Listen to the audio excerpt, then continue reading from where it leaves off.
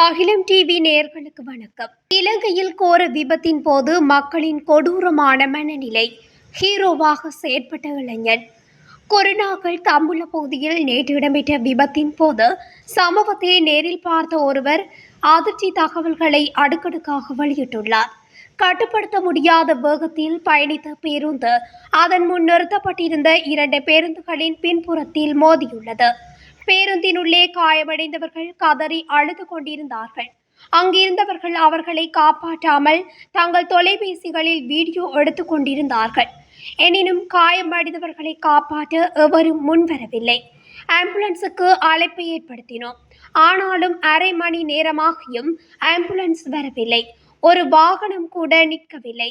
மிக மோசமான சூழ்நிலையில் நான் ஒரு இரும்பு கம்பியை எடுத்துக்கொண்டு ஒரு குண்டர் போல வீதிக்கு நடுவே ஓடி சென்று ஒரு லொரியை வலுக்கட்டாயமாக நிறுத்தி காயமடைந்தவர்களை மருத்துவமனைக்கு அழைத்து செல்ல நடவடிக்கை எடுத்தேன் என நேற்று அதிகாலை 4:45 மணியளவில் ஏற்பட்ட தனியார் பேருந்து விபத்தில் காயமடைந்தவர்களை மருத்துவமனையில் அனுமதிக்க நடவடிக்கை எடுத்த உள்ளூர் வாசி ஒருவர் தெரிவித்துள்ளார்.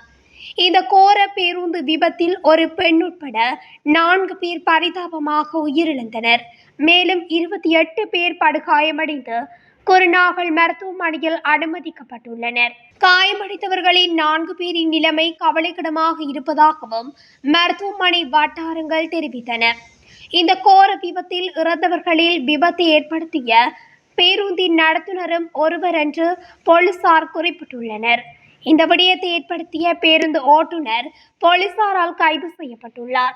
கதுருவெலவிலிருந்து கொழும்பு நோக்கி அதிவேகமாக பயணித்த பேருந்து முன்னால் நிறுத்தப்பட்டிருந்த 2 பேருந்துகளுடன் மோதியதில் இந்த பயங்கர விபத்து சம்பவம் ஏற்பட்டுள்ளது. விபத்துக்கு பிறகு அங்கு கூடியிருந்த உள்ளூர்வாசிகள் மற்றும் பிற பேருந்துகளின் பயணிகள் விபத்தில் சிக்கிய பேருந்துகளில் சிக்கிய காயமடைந்தவர்களை வெளியே எடுத்தனர். இருப்பினும் காயமடைந்தவர்களை மீட்பதற்கு பதிலாக சிலர் தங்கள் கையடக்க தொலைபேசிகளில் அவர்கள் அழுவதையும் அலறுவதையும் காணொளிகளாக பதிவு செய்வதை காண முடிந்துள்ளது. காயமடைந்தவர்களை மருத்துவமனைக்கு அழைத்து செல்ல எந்த வாகன ஓட்டுநர்களும் முன்வரவில்லை என்பதும் குறிப்பிடத்தக்கது. விபத்து நடந்து சுமார் அரை மணி நேரத்திற்கு பிறகு தான் ஆம்புலன்ஸ்கள் சம்பவ இடத்தை வந்தடைந்துள்ளன.